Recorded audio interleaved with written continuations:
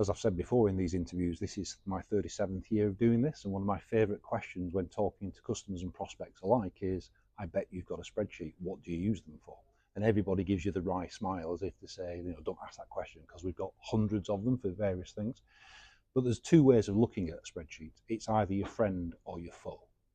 So if you're a business that's growing, you've reached a certain point, but you're still using a spreadsheet for the actual day-to-day processing of your in and out transactions, then I would say that's a risk. If you look at all the studies that have happened over the years, there's been a recent thing in the BBC, but Harvard Business School did something about 3 years ago that said 90% of all spreadsheets have got something wrong with them. Yeah. However, when they delve deeper, 50% of those had formulation errors.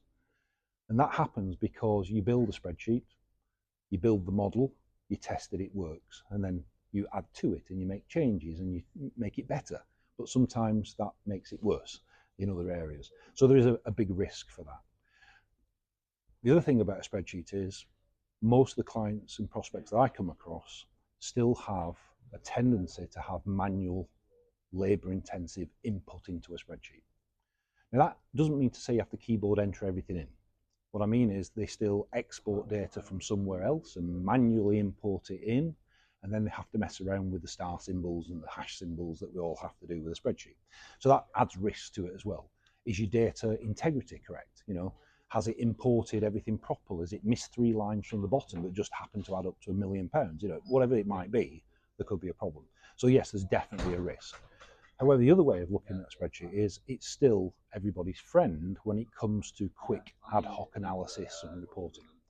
So what I say to people is this: with the modern day software platforms and applications, there's no real problem in using a spreadsheet. But please, please do not manually do it. Link them together, use the integration tools available so that the data feeds automatically into your spreadsheet. And that works really well. You're not doing any manual input, but you're allowing the spreadsheet to display and analyze your data in the way that you're familiar with, because everybody likes Excel to a certain point. It's a comfort factor. Yeah. So whether you're an expert king or queen, whether you can do a pivot table or not, most people can do something in an Excel spreadsheet, and that's why it's comfortable. And a little trick, I suppose a cost-saving method, is that if you run your business on a piece of software like a finance application, you need user licenses. But if you've got a user that only wants to analyze data, you don't need a license for your application. You need an Excel license, and they're a lot cheaper than an application license.